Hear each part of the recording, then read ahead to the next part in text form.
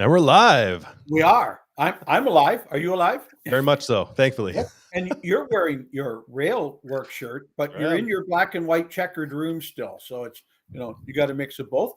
I'm in my very white room up here in Oliphant, but wearing my black shirt in honor of Grayden. So I had a logoed shirt on. I said, no, I'm going to get out of that and look like I'm reasonably mayor-like tonight. So great to see you all. Thank you all for joining us on Mayor's Update tonight. And if you're watching it in the future, thank you for doing so, because we continue each week to get a large number of people who watch the show after the show has actually been done. I know that if Dale Cummings is on tonight, hi Dale, if you're on, he'll be leaving in time for the next ball game. But coming up fast. We like to have him for a short period of time, so that's great. And for all of the rest of you on watching, I know you're really shocked because we clicked on at 6:30 today, and the rest of you are now just starting to join us going, oh, wait, the show's already started. What happened? Right? They're on time. Oh, no. Oh, no, they're on time. How did that happen? I've been sitting here for about half an hour ready because I didn't want to start another job here. Well, I knew I had Mayor's Update tonight. So so anybody else joining us, please ask your questions early and often. And we've got a fair bit to cover, but it is still summer, and council didn't meet this week, so there's not too much new from council. Of course, the mayor's job doesn't stop, and the communication with City Hall doesn't stop. Great chat with Lisa this morning, because she's back from her holidays, and we were able to cover off 5 or 6 pretty important things we had to cover for the city, and just trying to touch base with everyone. But why don't we first talk CN? I know since we last were here, the First Ave has now been repaired. I drove over it yesterday at a absolute speed limit, not over the speed limit, and it was really nice and smooth. They've done a good job of it. But in talking to our roads part people, we need to have a further conversation with CN about what do we do for the future. This repair was as good as it can be with the conditions we had today. Remembering CN has to run that track every day, and cars from Format and soon to be cars from PowerCo. And so it's going to be harder and harder to close that rail line down for any major repairs. So I want to thank MP Lawton. Andrew Lawton has really grabbed onto the CN thing, because I think we kind of asked him and told him he had to, and it's been really great, his outreach to CN. First of all, on the repairs, and now on another meeting he set up with some people from CN and some people from the city and himself and his office to talk about how do we better do those type of tracks repairs. And by the way, they did that day, and the next day repair more road crossings further down the track through. I saw them working their way down as they were going that day, because I popped out to take a look. Yeah. And so Doug's asking us, did we get Andrew to come on the show? Yes, we've kind of whispered in his ear. We want him to do it. We think we'll probably do it sometime just before they go back to the legislature or go back to Parliament, so that we can also ask him what the plans are for the fall session and that kind of thing. But Andrew's been and myself and even Rob Flack, we've been talking almost weekly now. Andrew and I more than once or twice a week. On my drive back up here yesterday, he took a little of my time and asked a bunch of questions about this CN issue, and so now we're getting together. So perfect. And Will says he loves that shirt. I should have worn mine too. We could have looked like twins. It's it's a great shirt. Love it. Yeah. Yep. I'm wearing my black shirt in honor of Grayden, and he's wearing railwork shirt in honor of the coalition to rail in our community. So perfect. Yeah. We had the MP and MPP luncheon that was hosted by the Chamber yesterday. It was just a phenomenal event. Yeah. If you didn't attend that and you want to see them both on our show, you should have attended that. I thought they both did very excellent at answering some pretty tough questions yesterday from the Chamber of Commerce and a good sized business group or community and social service group in the room. So, right. Yeah. And they covered all the different topics that are of concern to our community. Hey, we should thank Will on that one too. Wesley has pointed out about getting the Santa House from London. We stole the Santa House from London, and it's coming to the Elgin Railway Museum, Elgin County Railway Museum. And what a steal that is! What a great community thing for us to have now in our community. Never to give it back. The people in London were reminding us about that. up in arms. If you were watching social media last week, or even Right. the regular media, like, it was just blowing up. Everyone was commenting on how St. Thomas, and in particular the Elgin County Rail Museum, had stolen the Santa house as it's a part of their Christmas tree spectacular. I was a bit shocked, to be honest. I didn't realize there was that much connected to it, but obviously, Well, yeah. it's great. What a great thing to do. So thank you for pointing that out.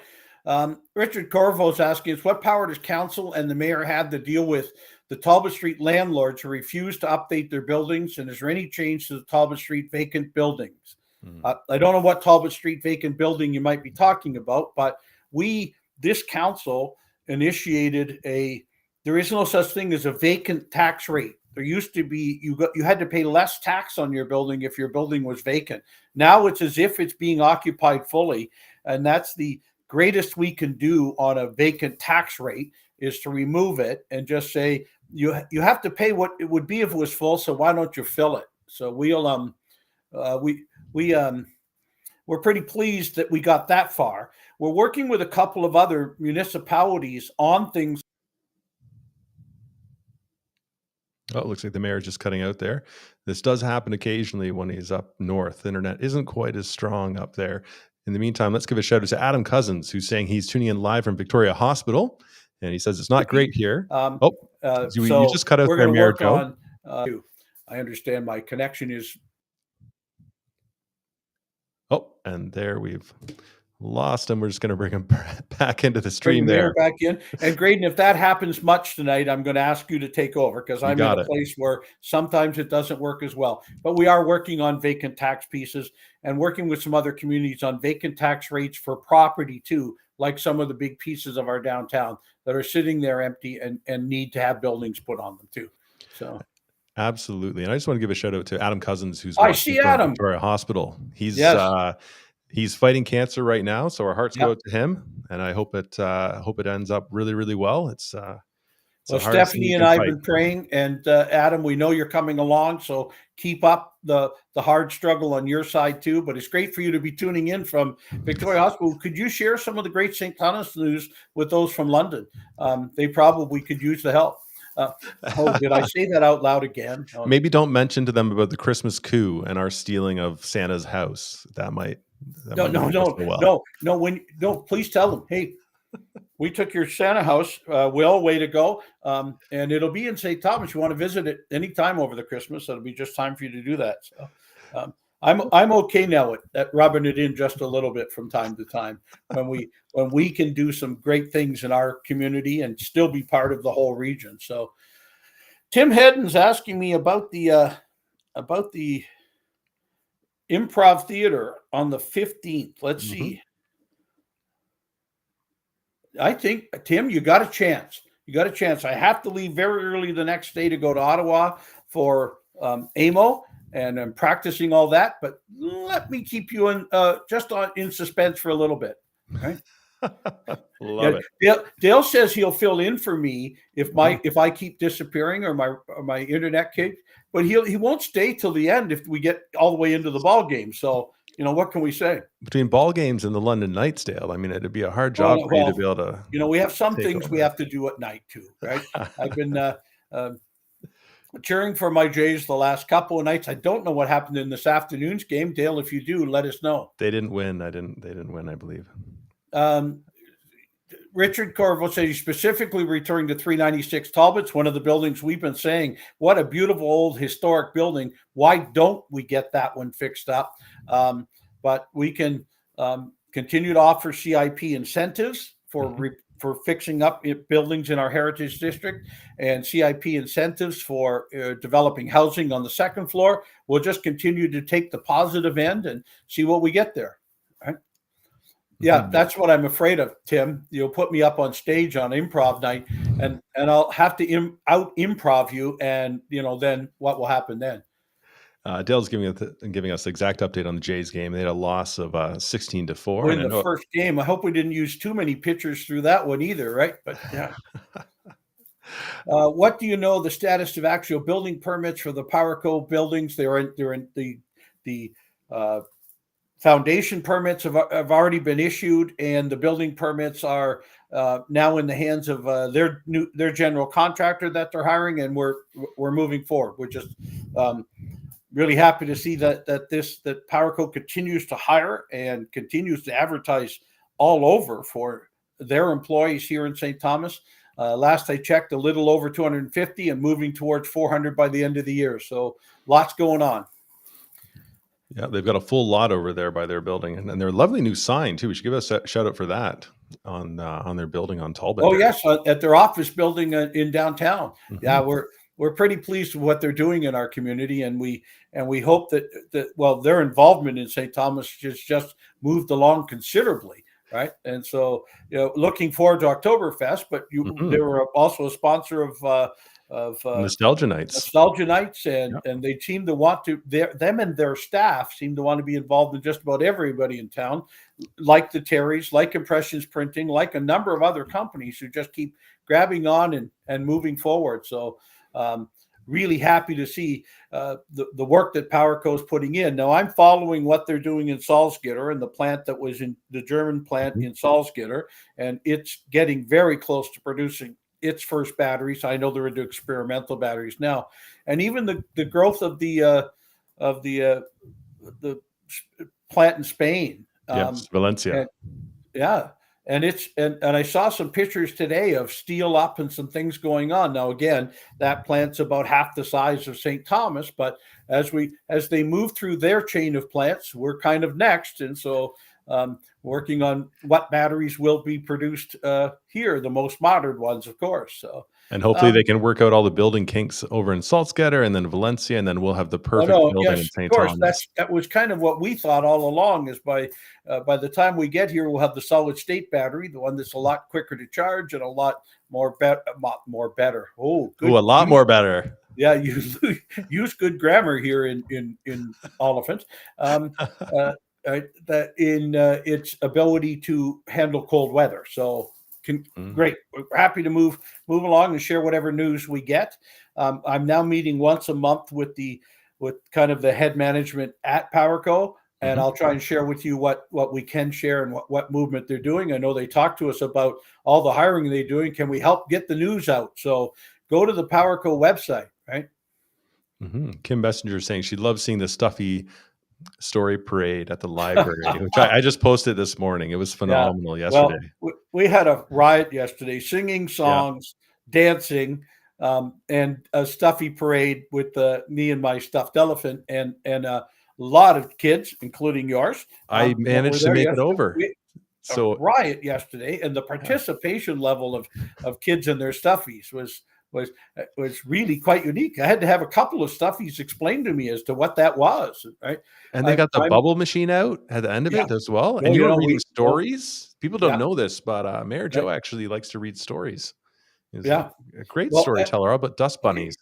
I had a lot of time with stuffies, but somebody else says you were stuffing in breakfast poutine. Yes, I got the chance to trial the Upper Deck. It's new poutine that they're working on a design. There's a chef, Stephanie, there who's working on designing a whole new poutine for the Upper Deck. And so Adam Montgomery from the Honest Food Review channel for St. Thomas and surrounding area, he gave me a message. He said, "Hey, do you want to come out?" And I was like, "Yes, I'd love to." And then it went back and forth on scheduling. Right. And it all worked out in terms of scheduling. So I got to trial their new breakfast poutine. Okay.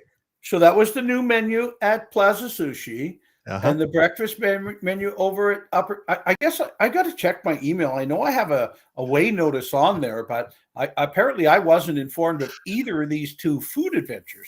Well, if you're going to spend all your time at the cottage, I'm sorry, but you're not going to be able to make these.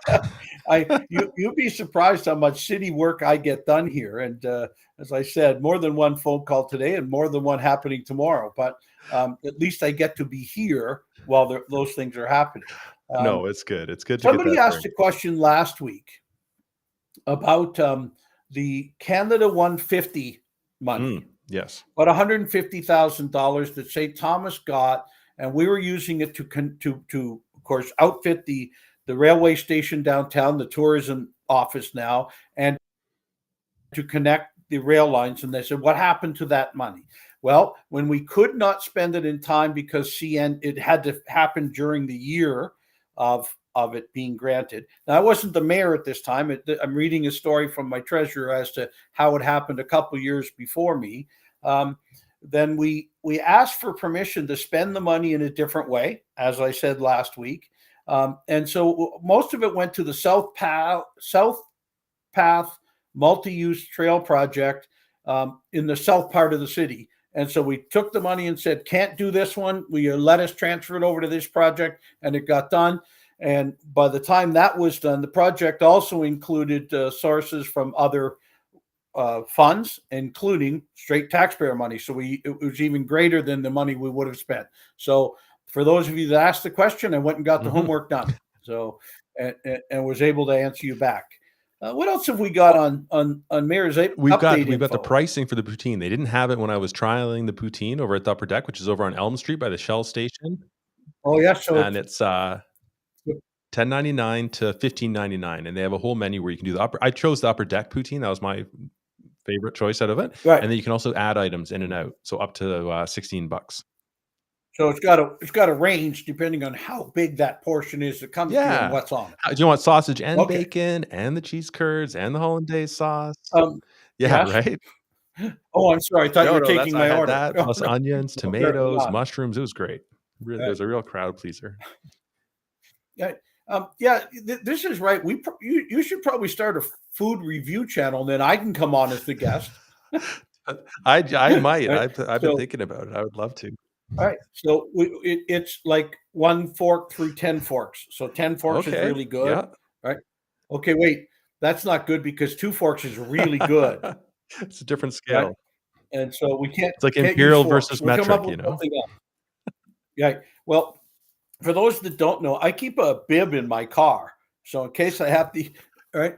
And I have a bib at home also. So if I put on a suit and head out to council meeting, I don't spill anything on me. And so maybe it's bibs. 10 bibs. 10 bibs. You need a lot of bibs for this one, but it's really good. Yeah.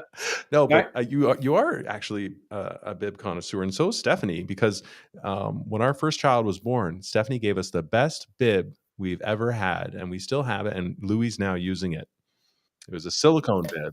It's so you can catch food and reuse it. He loves it. She loves it. It's exactly what all of us need to do. Don't just let it stain waste your not, shirt. want not. Let's make sure we're stopping it from staining the shirt and actually collecting the good bits that fall down. No, it's absolutely perfect. We've got the puppy parade coming up in August 9th at Pinafore Park. I know that Ruben and Soleil and Jojo, who we miss dearly, were in the puppy parade last year. But so this year, Ruben, Soleil, and Paris will get to go out in the puppy parade on the August 9th, it says, 5 to 7 at Pinafore Park. So bring your pups out and go on out in the puppy parade. This is all a great fun time talking about our new animal shelter area and getting your puppies out and letting them meet others. So we've also there's also a microchip clinic. Speaking of your puppies, at Animal Service Center on August 17th. So if you don't have your puppies chipped, you should. More than my own animal shelter. Hey, we have JoJo again. Because she was chipped, they could always call Stephanie and they would find us. And she liked to go. Everybody likes to go on adventures. And then you can check out the Animal Services Facebook page for more details on how to get your puppy Animals chipped. Would come and get them. We're looking for input. The city is looking for input. This is, again, this whole transparency. We're trying to get your input on our Canada Day celebrations at One Password Park. And so there's a survey on our website about our Canada Day celebration. We'd like to get as much information in the next month as we can. And then we will be able to make a decision on what might be different. I already saw a few comments about, I'd like to go back to Pinafore Park. And that's fine. If that's your opinion, please put that in, but expect a much smaller fireworks display because that's been our biggest problem or reason to move to a more wide open space like One Password Park. And then others, I've seen some other suggestions about why don't we just have something at Pinafore all day and then show up at One Password for fireworks? Well, some of those crafters do a lot of business in that last little bit before the fireworks, and they're not going to move from Pinafore over. So anyway, let's get all the information, and we'll get we'll make a city decision. We'll talk about it here on Mayor's Update. What else have we got going on? We got the pickleball. Yeah, on the naming of the pickleball courts at Pinafore Park. Boy, that's a whole lot of words, right? And that survey ends on July 31st, so you only got a couple more days on it, and it's on there. Grayden, what else is coming up as a survey?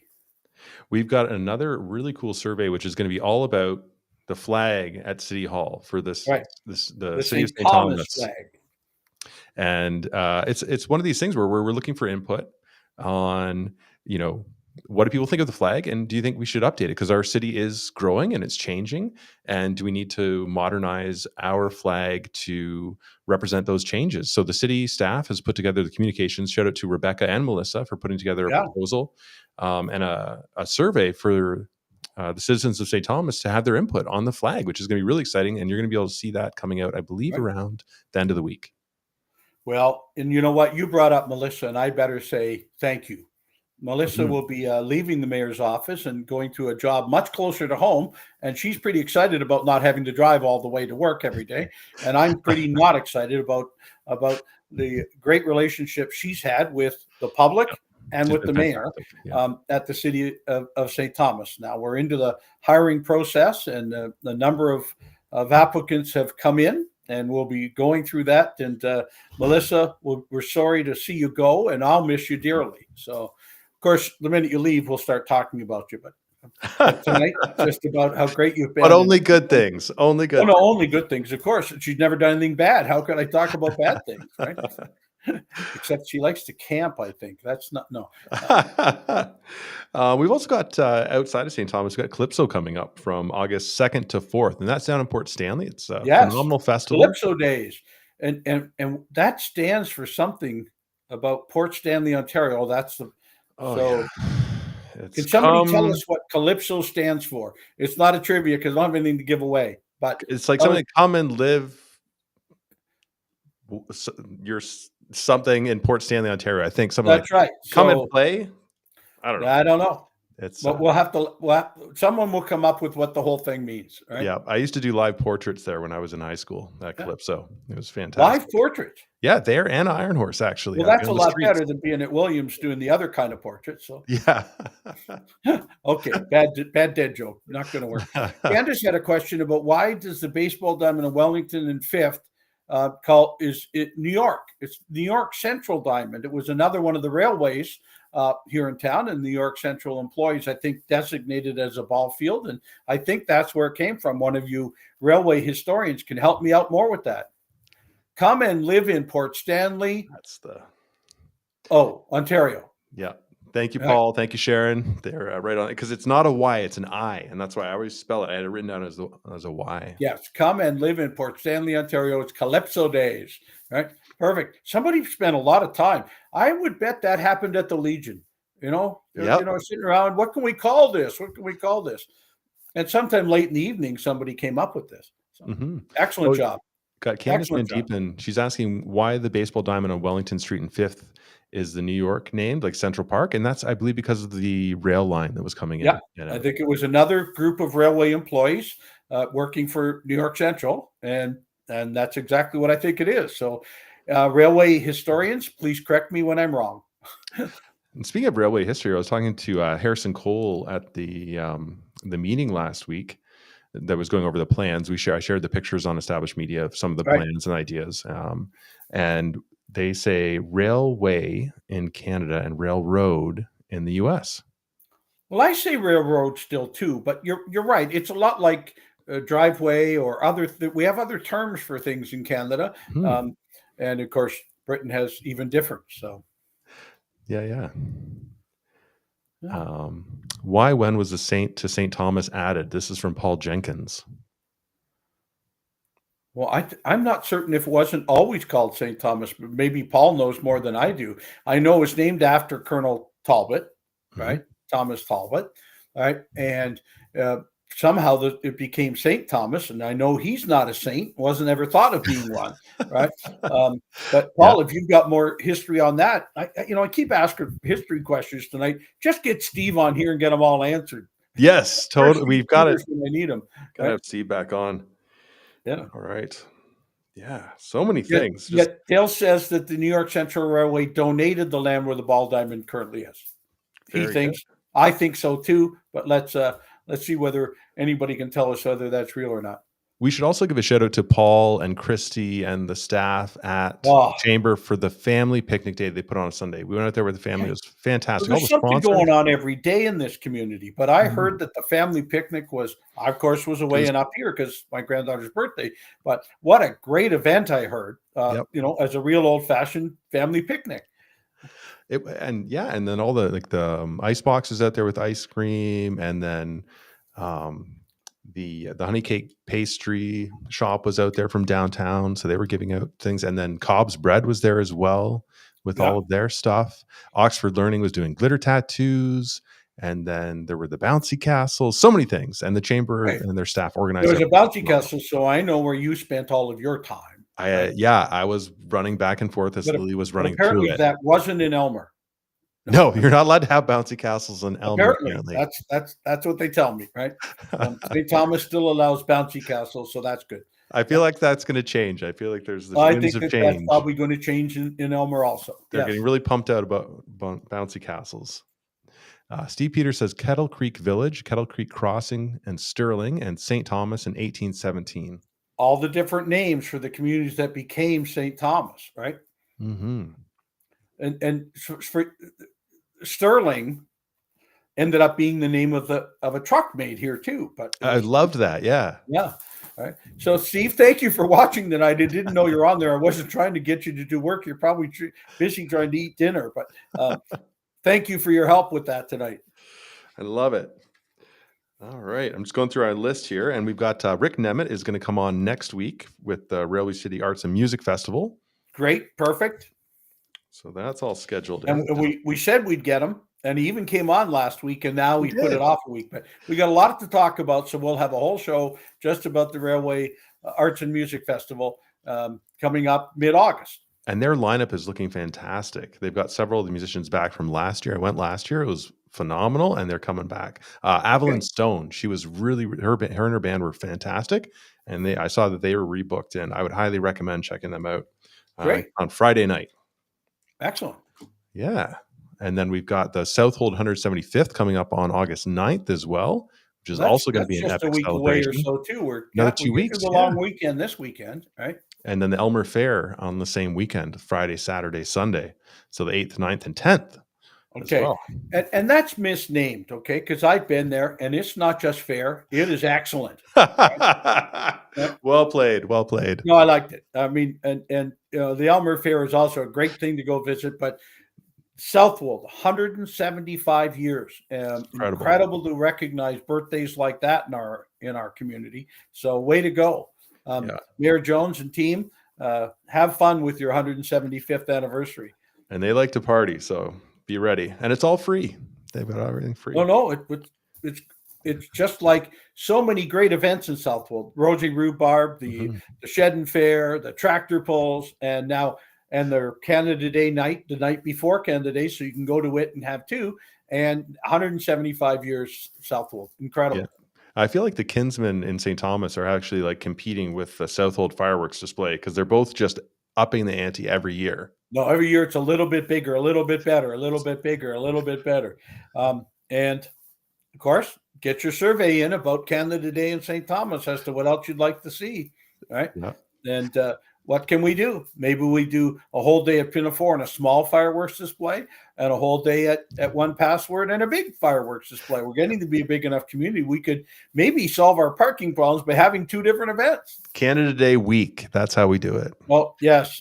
Please don't kill our parks department. They have a lot to do with the work on this stuff. And if we give them more work, then something else might not happen. So do we get to announce the new parks manager yet? I don't think we have yet, but I will check before next week, and we'll talk about our new Parks and Forestry manager, superintendent, whatever the name is. Right? Yeah. No, there's Yeah. exciting things happening. And if you're also looking for a job for the city of St. Thomas, they just posted a whole bunch on their Facebook page. You can click through to the links. Yeah, please, and the links are there, and send your resumes and stuff in. I must have run into 5 people who are looking for the job that we talked about with Melissa leaving, right? Yep. And do you have a role in this, Joe? Yes. Well, you kind of work in the mayor's office. Yeah, I might have something to say about it. So there's a number of people out there applying. Right? So, Yeah, and Dale's asking if he can bring his cat to the puppy parade. of He says course, he of says he's course. just joking, but like I think he's semi-serious. No, I think it'll give the dog something to do. I know my 2 puppies to chase a cat all over Pinnacle Farm. That would be just great, right? Yeah, and Candace wants clarifications on you can't have bouncy castles in Elmer, and apparently the council said they wouldn't allow them for the last celebration in Elmer, but I think that might be I think changing. it's coming around. I think some conversation is taking place, and I think it's happening. And yes, see, I was disturbing Councillor Peters with his dinner, but he's busy cooking, and so when Mayor's update's over, he can sit down and eat. So that's perfect. I have no doubt it's going to be phenomenal.